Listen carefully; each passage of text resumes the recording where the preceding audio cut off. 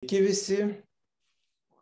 Šiandien aš norėčiau pakalbėti apie COVID-19 pandemiją, COVID ligą, apie jos grėsmes ir ką mes galim padaryti, kad būtumėm atsparesni šiai infekcijai. Kaip mes galėtumėm suaktyvinti su mūsų imuninę sistemą natūraliomis priemonėmis. Tai pirmiausiai pakalbėkime apie pačią imuninę sistemą. Kas tai yra imuninė sistema? Iš ko jinai, kokių dalių susideda? Tai mes pirmiausiai pažvelkime į įgimto imuniteto tą dalį. Kas tai yra įgimtas imunitetas? Įgimtas imunitetas yra tokie barjerai, kaip fizinis barjeras.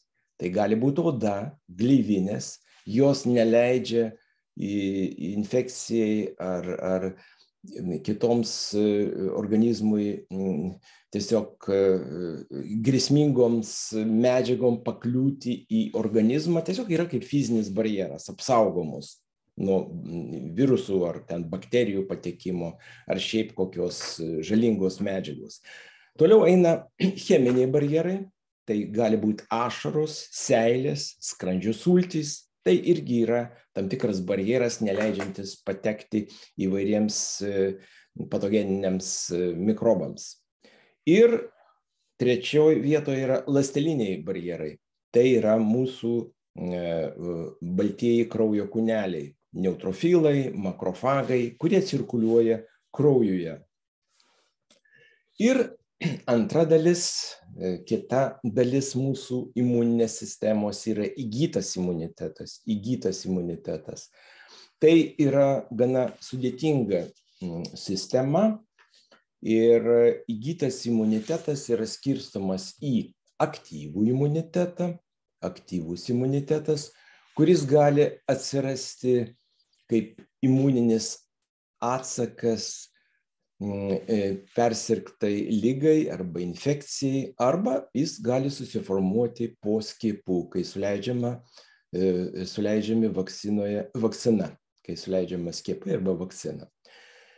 Aktyvus imunitetas yra skirstomas į natūralų ir dirbtinį. Natūralus imunitetas tai susidaro tuomet, kai antikūniai žmogaus organizme, tie apsauginiai antikūniai, kurie apsaugo žmogų nuo infekcijos, atsiranda persirgus liga, persirgus infekcija. Tai yra natūralus aktyvus imunitetas. Dirbtinis natūralus imunitetas, aktyvus imunitetas susidaro po skiepų, kai mes gaunam skiepus, vakciną, tai yra antikūnių gamyba atsiranda dirbtiniu būdu, tai suleidus vakciną. Kita dalis įgyto imuniteto yra pasyvus imunitetas. Tai pasyvus imunitetas susiformuoja tada, kai mes suleidžiam į organizmą jau gatavus suformuotus, pagamintus antikūnius, kurie buvo pagaminti kitam organizme. Jis gali būti natūralus, kai antikūniai gaunami, kai vaikas ar vaisius gauna antikūnius iš mamos, pavyzdžiui, vaisius iš placentos, arba naujagimis gali antikūnius gauti kartu su motinos pienu. Ir dirbtinis pasyvus imunitetas, kai mes antikūnius gauname su, pavyzdžiui, gama globulino preparatais, arba tiesiog kokie tai yra kiti preparatai medicininiai, kuriuose yra pakankamas kiekis antikūnių. Imuninėje sistemoje yra tam tikri hierarchiniai lygiai. Yra priešakinė grandis, tai yra nespecifinis imuninis atsakas. Įgimtą imuninę sistemą mes galim vadinti ir nespecifinę imuninę sistemą, kadangi įgimta imuninė sistema sukuria nespecifinį imuninį atsaką. Ką tai reiškia? Tai reiškia tai, kad ši imuninė sistema atpažįsta bet ką, kas organizmui svetima ir žalinga. Be didesnės diferenciacijos, kas tai per grėsmė, ir yra taip pat specifinis imuninis atsakas, kurį sukuria įgyta imuninė sistema per specifinius imuninės sistemos komponentus. Tai čia dalyvauja limfocitai ir antikūnai. Jie yra labai preciziški ir labai tikslingai nukreipti į konkretų patogeną. Bet tam, kad susidarytų specifinis imuninis atsakas, pirmiausia, informacija apie tą grėsmę turi apdoroti nespecifinis imuninis atsakas ir jo komponentai. Tai yra kaip ir priešakinė kovos fronto grandinė. Ši įgimta imuninė sistema yra universali, bet viskas turi savo kainą. Kadangi įgimta imuninė sistema atpažįsta, kas yra svetima universaliai, tai jos efektyvumas sustabdyti tą grėsmę yra mažesnis. Kad kai atpažįsta viską, mažesnė galimybė tikslingai sunaikinti tam tikrą patogeną. Jei pirminės grandinės, tai yra įgimtos imuninės sistemos komponentai, nesugeba sunaikinti patogeno, tai ta informacija apie įsibrovėlį yra pranešama jau specializuotiems koviniams būriams. Tai limfocitai, B limfocitai, iš kurių vėliau gaminami ir apsauginiai neutralizuojantys antikūnai. Trumpai apie žmogaus organizmo imuninės sistemos dalis. Tai limfmazgiai, vienas iš pagrindinių tų barjerų, tai yra limfiniai mazgai. Jie tiesiog atpažįsta ir eliminuoja daugelį įsibrovėlių, neleidžia jiem patekti į kraują. Bet ne visais atvejais. Gali taip pat patogeniniai mikrobai ar virusai, jie gali įveikti limfinių mazgų barjerą ir patekti į kraują, jeigu yra susilpnėjusi imuninės sistemos veikla. Adenoidai arba tonzilės, jie irgi apsaugo organizmą nuo įvairių patogeninių mikrobų ar virusų, ir tai yra pirmoji kaip grandis, kuri neleidžia patekti patogeniniams mikrobams į kvėpavimo takus. Kvėpavimo taip pat sistemoje, kvėpavimo takuose esanti gleivinė ir esantys žiuželiai gleivinės, taip pat epitelio ląstelių, kurios irgi mechaniškai taip pat gleivėmis irgi taip pat sudaro tam tikras kliūtis patogenams patekti į kvėpavimo takus. Labai efektyvi apsaugos sistemos dalis yra oda, tai yra mechaninis barjeras. Baltieji kraujo kūneliai, tai yra makrofagai, neutrofilai, leukocitai, jie cirkuliuoja kraujyje ir yra labai efektyvūs užtikrinti mūsų specifinį imunitetą. Užkrūčio liauka irgi yra labai svarbi, ten formuojasi T ląstelės, jos diferencijuojasi, taip pat B ląstelės, ir jos yra labai svarbios yra mūsų apsaugai ir jos formuoja jau specifinį imuninį atsaką. Blužnis yra nepamainomas imuninės sistemos organas, ir blužnis yra ta vieta, kur vyksta fagocitozė. Ir makrofagai yra gaminami ir jie apsaugo mūsų organizmą ypatingai nuo bakterinių infekcijų. Pavyzdžiui, tokių infekcijų kaip pneumokokinė infekcija, meningokokinė infekcija. Ir yra žinoma labai puikiai ir yra faktai rodantys, kad žmonės, kurie netenka blužnies dėl įvairių ligų, onkohematologinių ar dėl kokių traumų, tai jie yra beginkliai kovoje su daugeliu bakterinių infekcijų. Ir tada jiems, aišku, vienintelis būdas apsigirinti nuo tų bakterinių infekcijų, tai yra be abejo skiepai. Ir paskutinė sistema, tai yra skrandis, tai yra skrandžio sultys ir taip pat žarnynas. Žarnyne mes irgi turime įvairių žarnyno antikūnių, kurie irgi apsaugo organizmą nuo įvairių įsibrovėlių. Imuninė sistema, kaip ir viskas žmogaus organizme, turi būti subalansuota. Ir jinai tik tai tik tuomet gali jinai veikti efektyviai, jeigu imuninė sistema yra pakankamai balanse. Tačiau neretai jinai dėja būna išbalansuota. Ir viena iš problemų dabartiniu metu tai yra jinai gali būti tiesiog mažesnio pajėgumo, gali būti mažesnio pajėgumo dėl to, kad yra įvairios ligos, kurios slopina imuninę sistemą, tai visų pirma onkologinės ligos, gali taip pat būti ir lėtinės infekcijos, hepatitas B, hepatitas C, živ infekcija, taip pat juostinė pūslelinė, herpes zoster, tuberkuliozė ir taip toliau. Tai yra be galo daug parazitų, be galo daug bakterijų, virusų, taip pat onkologinės ligos, kurios gali sumažinti mūsų imuninės sistemos veiklą ir išbalansuoti. Tai yra įvairios imunodeficitinės būklės. Tai įgimti genetiniai defektai imuniteto, senyvas amžius, nepaslaptis, kad senstant senyvo amžiaus žmonės, jų imuninė sistema jau nebėra tokia efektyvi. Nutukimas tai didžiulė problema ir irgi taip pat silpnina imuninę sistemą. B tipo badavimas, kai mūsų ląstelės negauna mikronutrientų, alkoholizmas, narkomanija ir be abejo uždegiminis maistas. Iš kitos pusės imuninės sistemos veikla gali būti per daug aktyvi, hiperaktyvi. Tai dėl vidinių problemų, dėl vidinių grėsmių, tai susidaro autoimuninės ligos, kurios sukelia tą tikrą fenomeną, kai mūsų imuninės ląstelės, galima sakyti, išprotėja ir pradeda naikinti savo nuosavas ląsteles. Tai įvairios autoimuninės ligos, pavyzdžiui, Hashimoto autoimuninis tiroiditas, reumatoidinis artritas, vilkligė,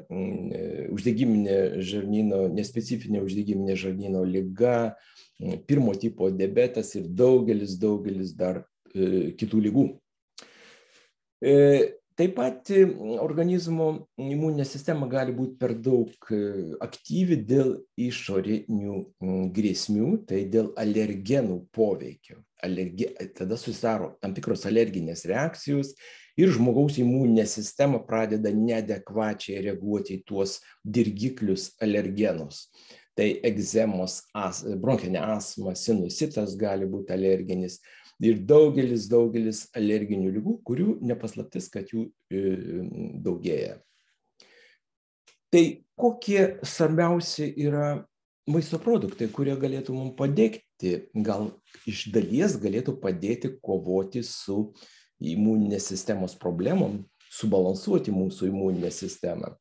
Tai, sakysime, čia galėtų būti ir citrinos, citrusiniai įvairūs vaisiai, sakysim, buljonas su kaulais yra nuo senovės buvo naudojamas kaip tokį imuninę sistemą stiprinanti priemonė. Grybai, ypatingai šitakė grybai, kurie turi beta-gliukanus, taip pat svogūnai, alyvuogių aliejus, imbieras, ir be abejo česnakas. Taip pat žuvis. Žuvis yra irgi vienas iš tų produktų, topinių produktų, kuris irgi normalizuoja imuninės sistemos veiklą. Koks yra kovidinės infekcijos poveikis į imuninę sistemą? Labai trumpai. Patekus virusui ir prisijungus prie plaučių alveolio epitelio yra aktyvuojama ir įgimta ir įgyta imuninė sistema. Todėl išsivysto sisteminis uždegiminis atsakas, tai yra perteklinis citokinų išsiskyrimo sindromas, arba kitaip žinoma kaip citokinų audra. Dėl to perteklinio citokinų išsiskyrimo sindromo išsiderina imuninis atsakas ir išsivysto imuninis respiracinio distreso sindromas, kuris pasireiškia dusuliu. Tiesiog ir taip pat oksigenacijos sutrikimais. Ypač dažna yra citokinų audra ir jinai dažnai labai stebima yra tarp senyvo amžiaus žmonių, kurie turi begalę gretutinių ligų ir be abejo yra imunosupresinės būklės būdingos. Dažniausiai tai išsivysto dėl perteklinės prouždegiminių citokinų hiperprodukcijos. Tai dėl tokio citokinų perteklinios gamybos, produkcijos ir išsivysto tas dažnas fenomenas sergant kovidinė infekcija, taip vadinamas hipokseminis kvėpavimo nepakankamumas arba dusulys, paprastai kalbant. Progresuojantis dauginis organų disfunkcijos sindromas, kai įvairūs parenchiminiai organai atsisako funkcionuoti, atsiranda jų nepakankamumas, tai kvėpavimo nepakankamumas, širdies kraujagyslių sistemos nepakankamumas, inkstų funkcijos nepakankamumas ir taip pat gali išsivystyti šokas.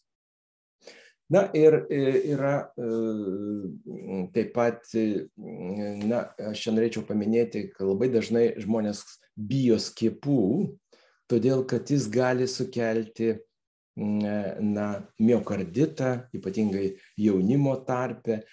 Tai čia reikėtų pabrėžti, kad sergant COVID-u miokarditas išsivysto 37 kartus dažniau nei po skiepų. Tai tiesiog čia negalima lyginti skiepų žalingo poveikio masto, palyginti su tuo, ką kovidinė infekcija mums gali sukelti.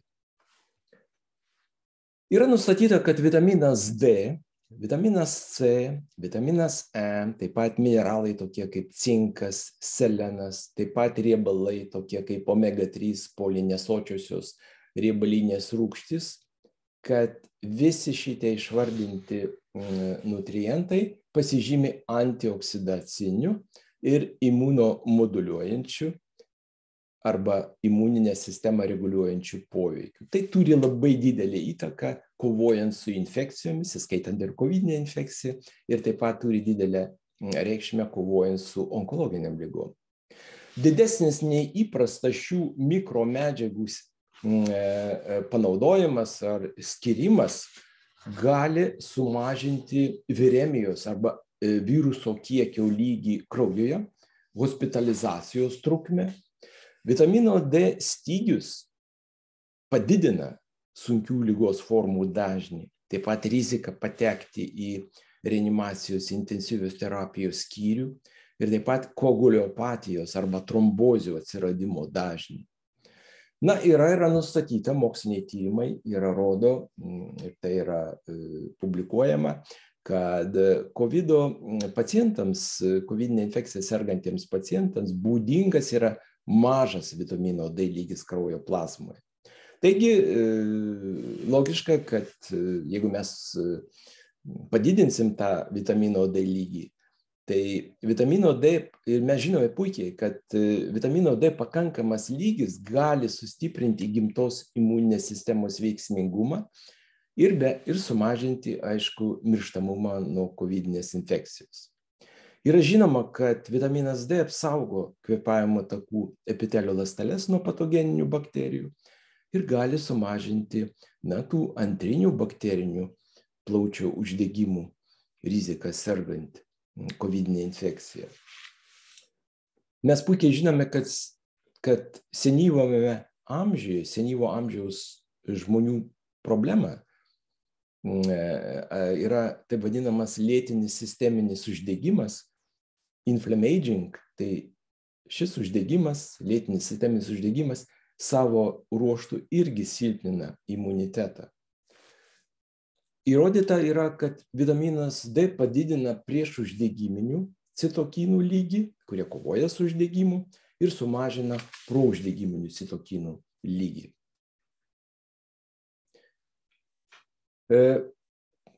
Trumpai pakalbėkime apie atskirus komponentus, vitaminus, mineralus, kurie gali būti mums taip pat naudingi, kovojant su šita infekcija, taip pat apie omega-3 riebalinių rūgščių naudą.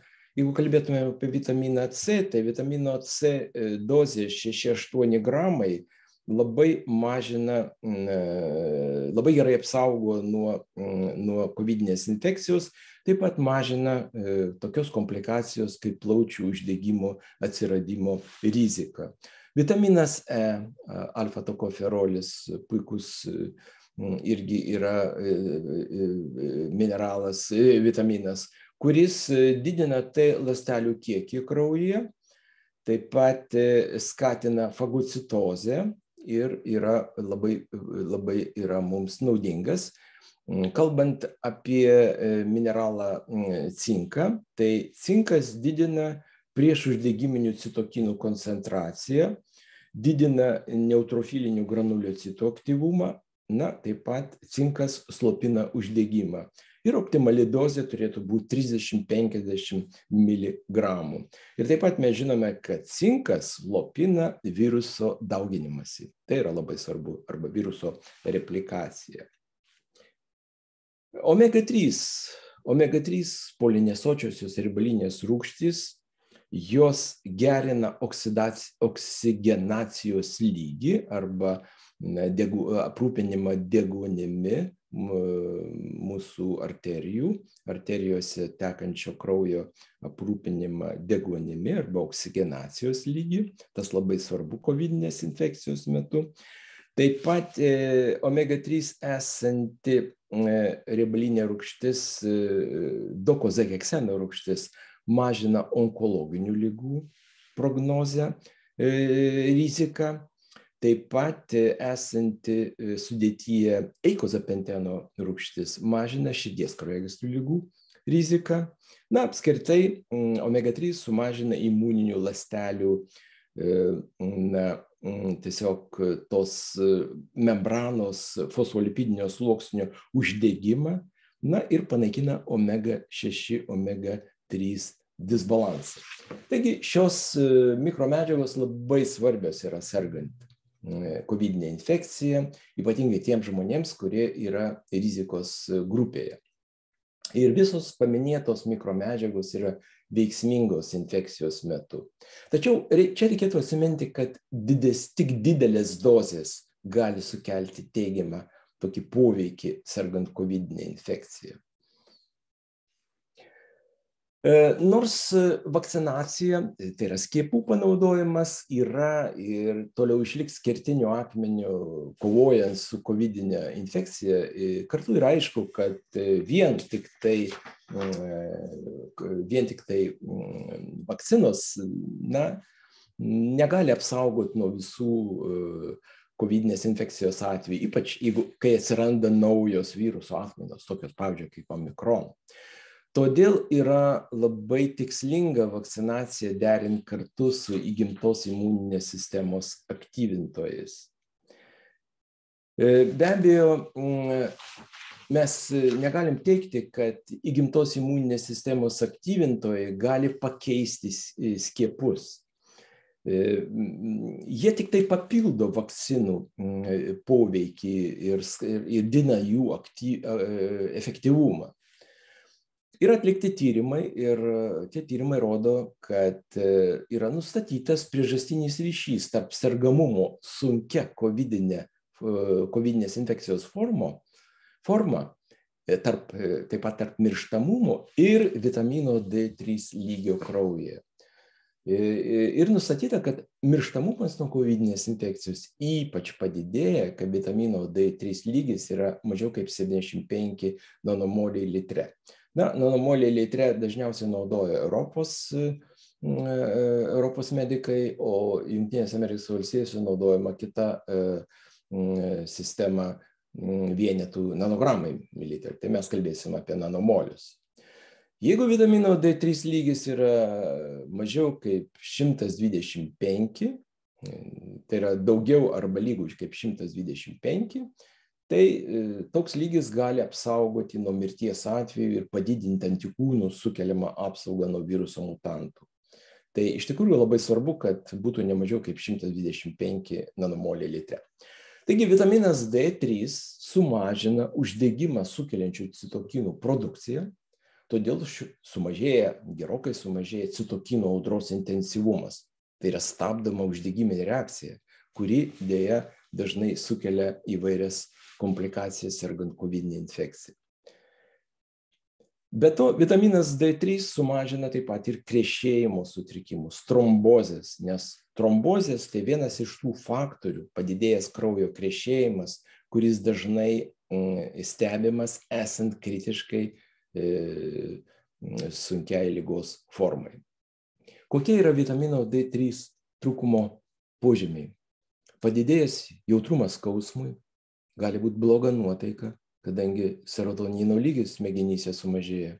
Depresija stebima, gali būti mieguistumas, raumenų silpnumas, padidėjęs arterinis kraujo spaudimas, sumažėjusi ištvermė, pasitaiko netgi stresiniai kaulo lūžimai, ypatingai maratoną praktikuojančių bėgikų tarpe. Dažnesnės ūminės virusinės respiracinės infekcijos, taip pat gripas, na ir vaikų amžiuje yra stebimi žinių įsisavinimo sutrikimai.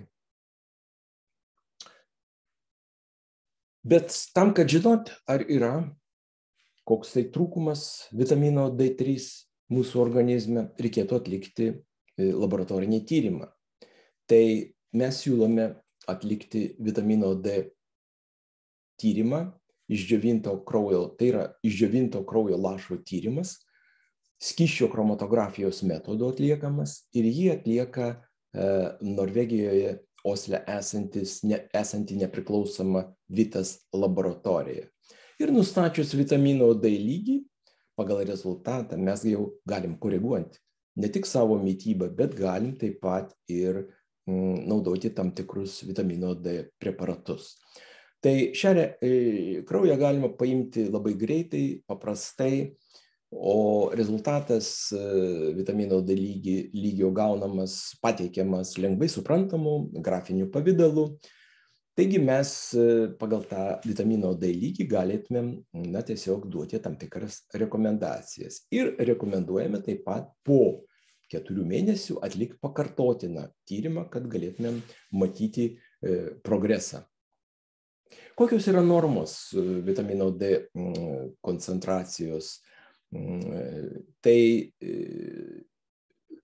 manome, kad pageidautina vitamino D koncentracija turėtų būti ne mažiau kaip 75 nanomoliai litre, na ir nedaugiau kaip 125.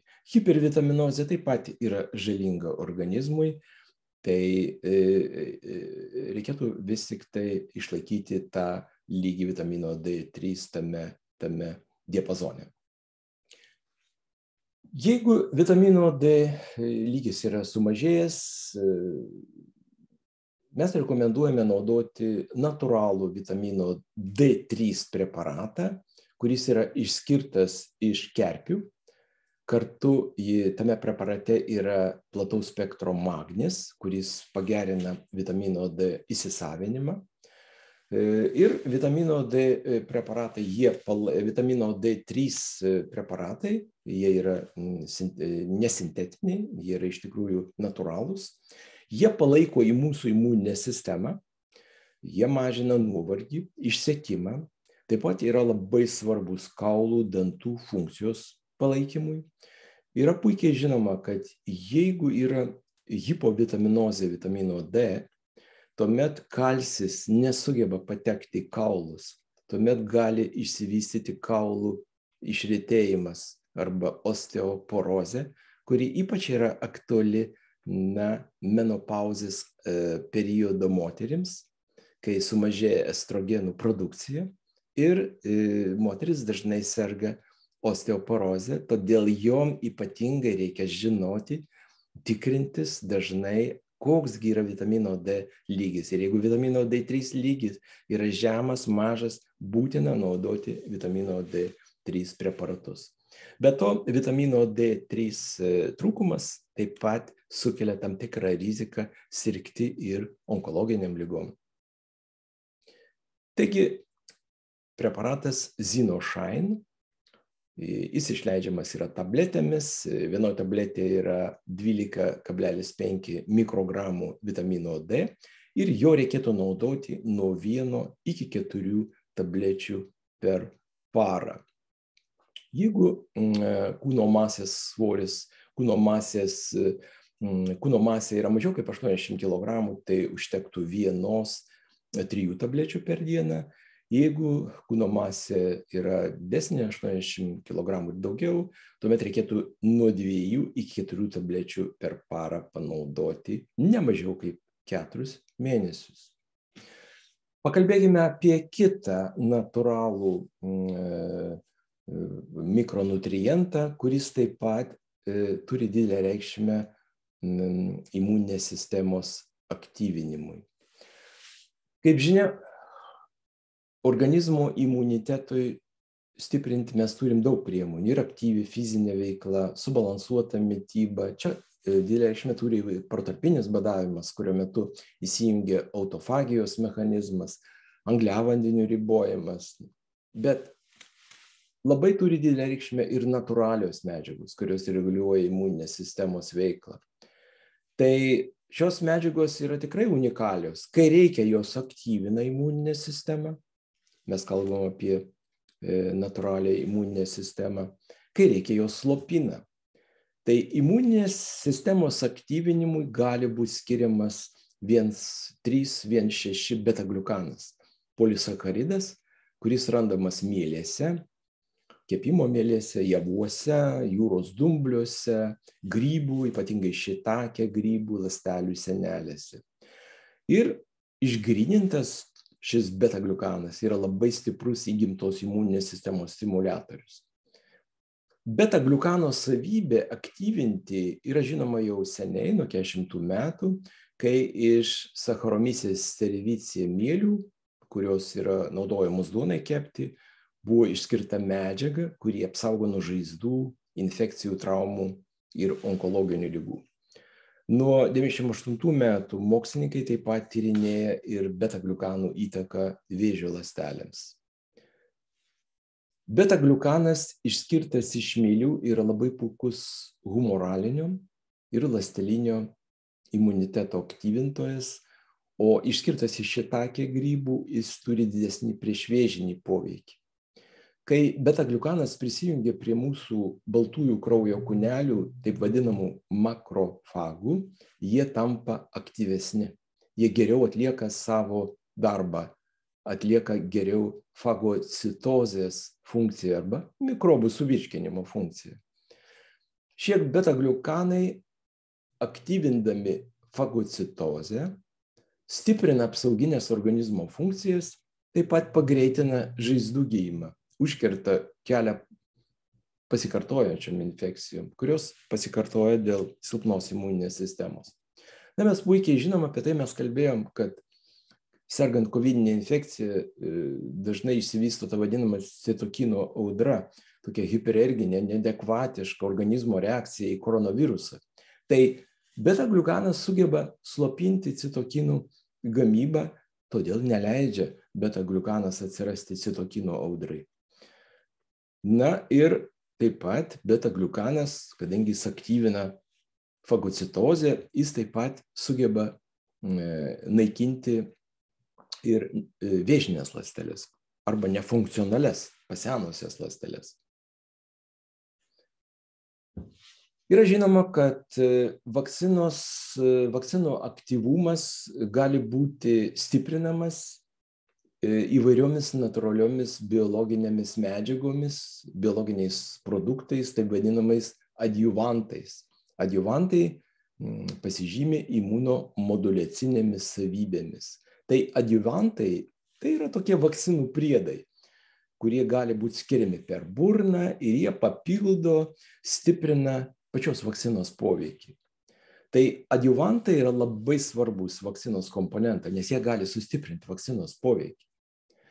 Ir ypač efektyviai adjuvantai gerina imuninį atsaką ir sustiprina vakcinų apsauginį poveikį senyvo amžiaus žmonėm, kurie turi daug gretutinių ligų arba imunosupresinių ligų, įvairių imunosupresinių būklių.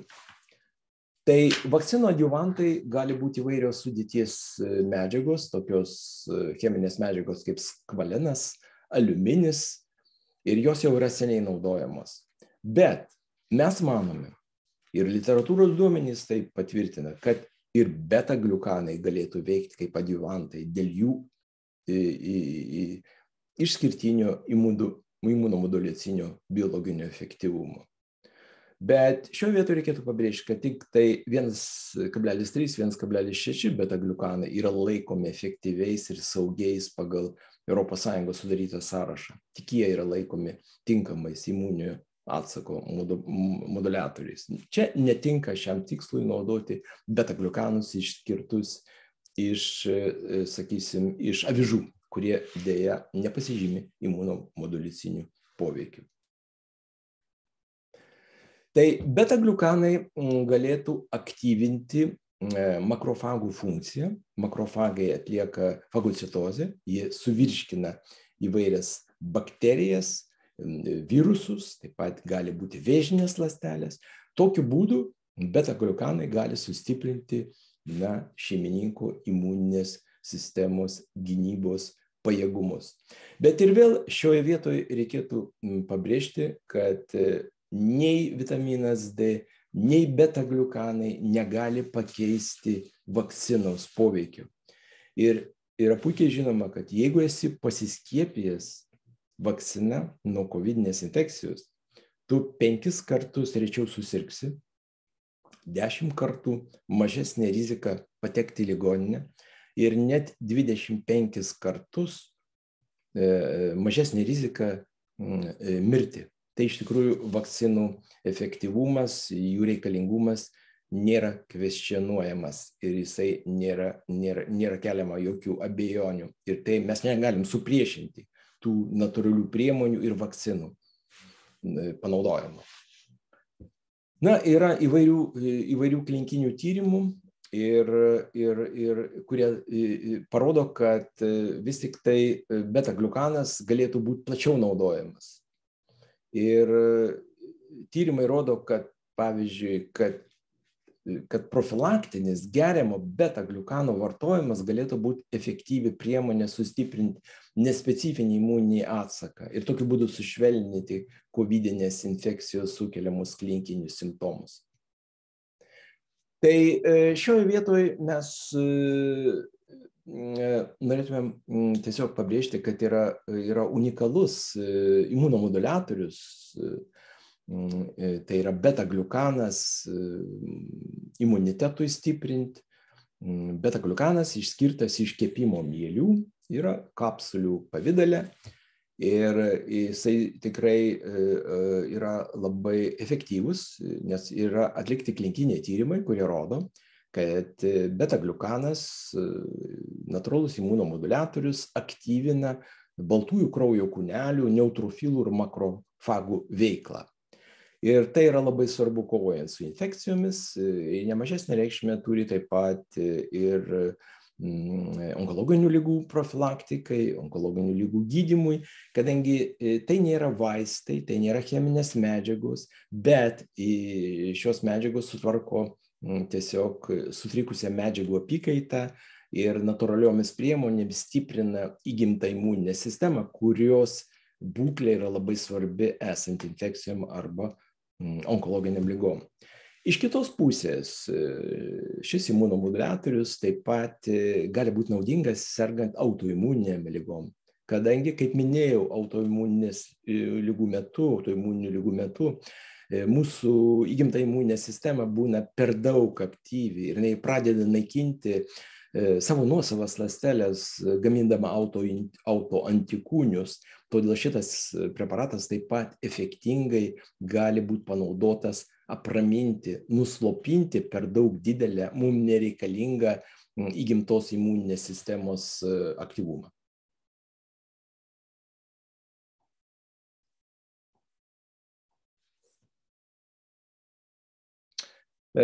Taip pat imuninės sistemos veiklai turi didelę reikšmę ir vitaminų, polifenolių ir mineralų preparatas Xtendas.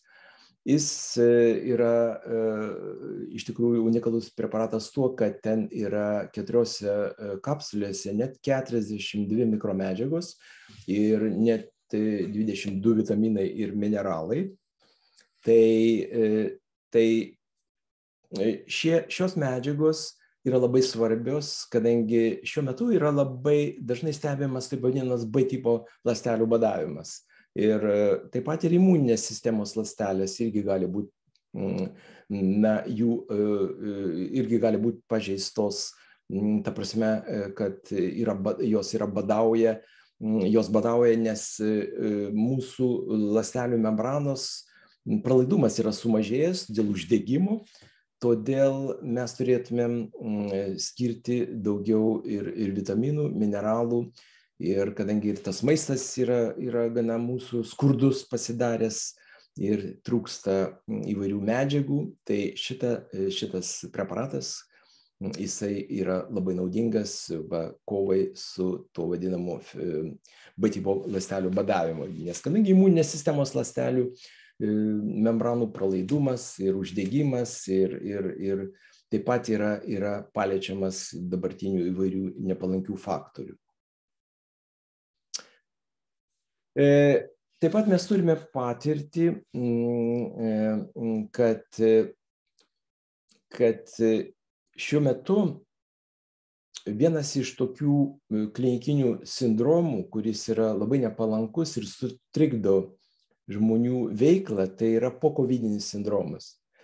Žmonės persirga, kad ir lengva kovidinės infekcijos forma, tačiau dar ilgą laiką, keletą mėnesių jaučia pokovidinį sindromą, kuris pasireiškia įvairiomis tiesiog apraiškomis, įvairūs nusiskundimai ir kognityvinių funkcijų sutrikimas, ir taip pat darbingumas sumažėjimas, silpnumas.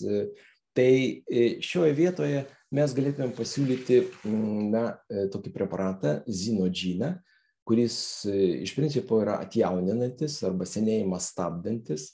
Jo pagrindinės sudėtinės dalys yra kurkuminoidai, tai yra labai stiprus antioksidantai, yra kversetinas, flavonoidas ir taip pat yra iš jūros dumblių išskirti fukoidanai. Tai kurkuminoidai ir kvercetinai, jie sugeba pašalinti senstančias ląsteles, taip pat nefunkcionuojančias vėžines ląsteles. Jo sudėty esantys fukoidanai, jie pasižymi tokiu poveikiu, kad jie sugeba iš kaulų čiulpų kamieninės ląsteles mobilizuoti į kraują ir atlikti, kad jos galėtų atlikti savo funkciją. Kokią funkciją? Kad galėtų vietoj tų senstančių, pasenusių, nereikalingų ląstelių suformuoti naujas ląsteles.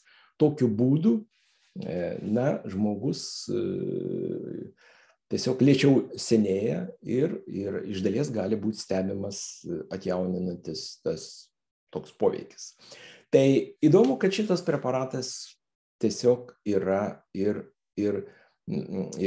neblogai veikiantis ir po kovidinio sindromo metu, po kelių savaičių mes, ar net po kelių kartais dienų, žmogus pajaučia žymiai didesnį jėgų antplūdį ir išnyksta po kovidinio sindromo metu esantys simptomai. Tai kaip jis yra dozuojamas, tai mes rekomenduojam atlikti 2-4 kartus per metus tokį gilų išvalymą, kai reikėtų naudoti po 4 tabletės per dieną, per vieną kartą 2 savaitės. Ir vėliau yra naudojama palaikomoji dozė. Tai palaikomoji dozė skirta yra burnos sveikatos palaikymui ir reikėtų panaudoti 1-2 tabletės per dieną.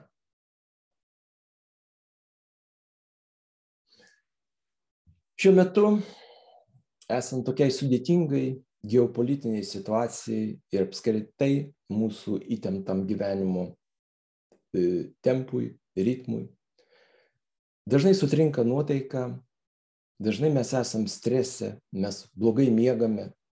Taigi nuotaikos sutrikimai yra viena labiausiai paplitusių reiškinių. Sutrikimas toks yra vienas iš labiausiai paplitusių reiškinių visame pasaulyje.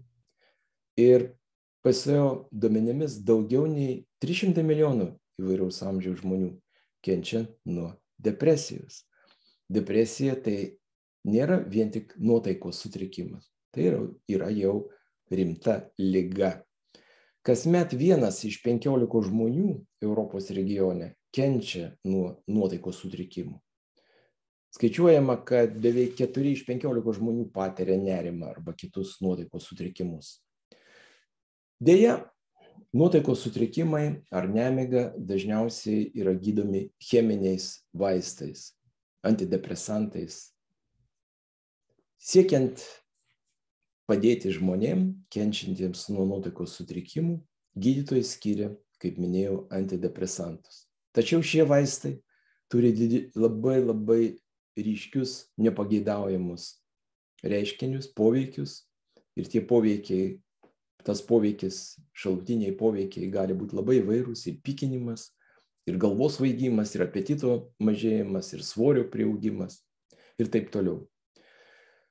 Antidepresantų poveikis pajuntamas tik po kelių savaičių naudojimo ir be abejo yra stebimas pripratimas, taip pat priklausomybė, ypatingai nuo miegą skatinančių benzodiazepino grupės preparatų, kurie gerina miegą, bet tai yra cheminis miegas, nes tie preparatai jie kartu ir veikia, sukelia tam tikrą žalingą poveikį ir į neuronus. Tai šioje vietoje mes siūlome natūralų pakaitalą. Tai yra natūralus šafrano ekstrakto produktas, kuris žinomas jau tūkstančius metų kaip ajurvedinės medicinos vienas iš komponentų. Tai yra natūralus maisto papildas, kuris gali pagerinti ir nuotaiką, ir bendrą savijautą. Jis palaiko normalią nervų sistemos, smegenų veiklą, mažina kasdienį stresą, skatina geresnę nuotaiką, mažina nuovargį, išsekimą, didina dėmesio koncentraciją, tačiau nesukelia jokio mieguistumo.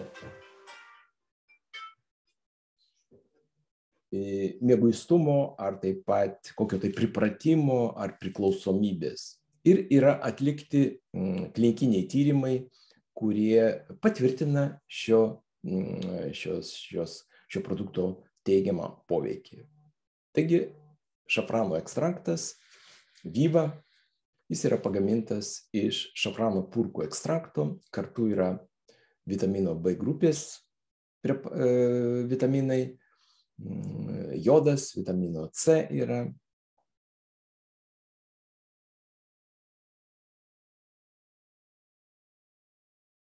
Ir atlikti 6 klinikiniai tyrimai, kurie parodo, kad šafrano ekstraktas, Viva preparatas yra veiksmingas, saugus ir nesukelia jokių nepageidaujamų reakcijų. Ir šie rezultatai atitinka ir anksčiau atliktų klinikinių tyrimų su šafrano įrodymus ir daugybę kitų šaltinių mokslinėje literatūroje.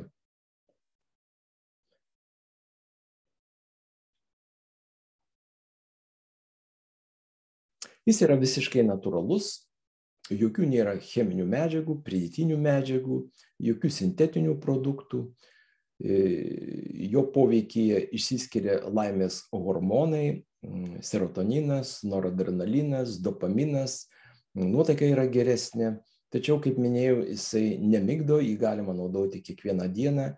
Ir dozavimas yra iki 8 tablečių, bet kiekvieno žmogaus dozė galėtų būti individuali, svarbu pačiam nustatyti tą dozę, rekomenduojame pradėti nuo 2-4 tablečių per dieną, geriau jas sučiulpti.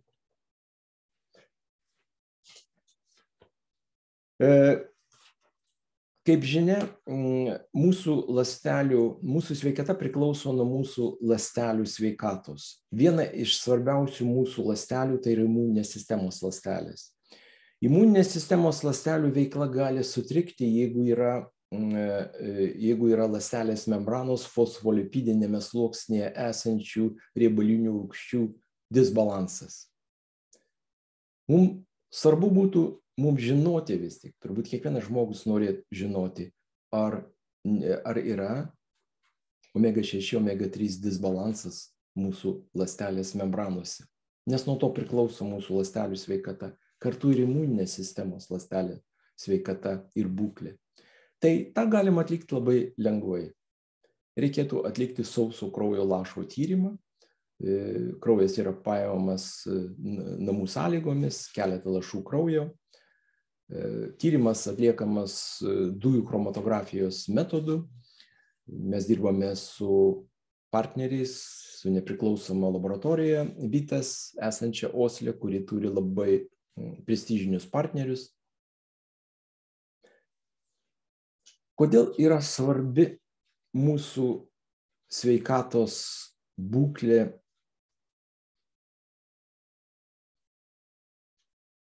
ir jinai priklauso, tos būklės, ta būklė priklauso nuo mūsų ląstelių membranos būklės. Tai ląstelių membrana atlieka daug funkcijų. Ir jeigu mes savo mityboje naudojam daug sočiųjų riebalų, tai mūsų ląstelių membrana tampa kieta, standi. Jeigu mes naudojam daug sausumos riebalų omega 6, tai atsiranda priedo uždegimas ir ląstelių membranos pralaidumas sumažėja. Todėl medžiagos nesugeba patekti į ląstelės vidų ir nesugeba pamaitinti, tarpe ir imuninės sistemos ląstelės, o metabolitai, nereikalingos medžiagos sunkiai yra pašalinamos. Taigi, jeigu mes norim, kad mūsų ląstelių membranos atliktų savo funkcijas, omega 6, omega 3 santykis turėtų būti nedidesnis kaip 3:1. Tai tam, kad tas įvyktų, mums reikia mažinti maisto produktų sunaudojimą, kuriuose yra omega 6 ir iš kitos pusės didinti omega 3 kiekį. Tai omega 3 mes galim padidinti naudojant didelius kiekius žuvies, kas vargiai ar yra praktiškai įmanoma, 2-3 kg per savaitę šviežios, nerūkytos, nešaldytos žuvies. Tai šioje vietoje mes manome, kad geriausias variantas būtų naudoti balanso aliejų, tai yra žuvies atitikmuo, nes pagrindinė sudėtinė dalis yra polifenoliai. Tai yra riebaluose omega 9 tirpstantys antioksidantai išskirti iš alyvuogių, taip pat omega 3 išskirti iš laukinių žuvų ir vitamino D nedidelė dozė skirta palaikymui vitamino D3 lygio. Šis preparatas yra dozuojamas pagal svorį, nes tik dozuojant pagal svorį mes galime gauti pakankamą kiekį omega 3, kuris reikalingas subalansuoti omega 6, omega 3 santykį mūsų ląstelių membranose. Šiame preparate balanso aliejuje esantys polifenoliai, jie apsaugo omega 3 nuo oksidacijos daugiau kaip 35 valandas, todėl omega 3 spėja nukeliauti į mūsų visų ląstelių membranas ir pakoreguoti sutrikusi omega 6, omega 3 santykį. Ir reikia mažiausiai 24 valandų apsaugos nuo oksidacijos, kad omega 3 pasiektų ląstelių membranas. Tuo tarpu vaistinėse esantys preparatai nepasižymi tokiu poveikiu. Kodėl? Todėl, kad jų sudėty nėra polifenolių. Ten yra sintetinis antioksidantas vitaminas E, tokoferolis, kuris apsaugo omega 3 nuo oksidacijos tik nuo 9 iki 15 valandų. Todėl jisai nesugeba pakoreguoti omega 6, omega 3 santykį ir sumažinti tą lėtinį sisteminį uždegimą. Tai tam, kad mūsų sveikata būtų geresnė, kad imuninė sistema funkcionuotų geriau, kad sulėtėtų senėjimas, kad ilgiau mes senatvėje išliktumėm sveiki, reikėtų naudoti visus 3 išvardintus čia preparatus, balanso aliejus, taip pat vitaminų preparatą, taip pat prebiotinės skaidulos, kurios maitina mūsų žarnyne esančias gerasias bakterijas, o gerosios bakterijos labai svarbios imuninės sistemos aktyvumo palaikymui, nes apie 80-70% imuninio atsako vyksta kaip tik žarnyne. Ir ačiū už dėmesį.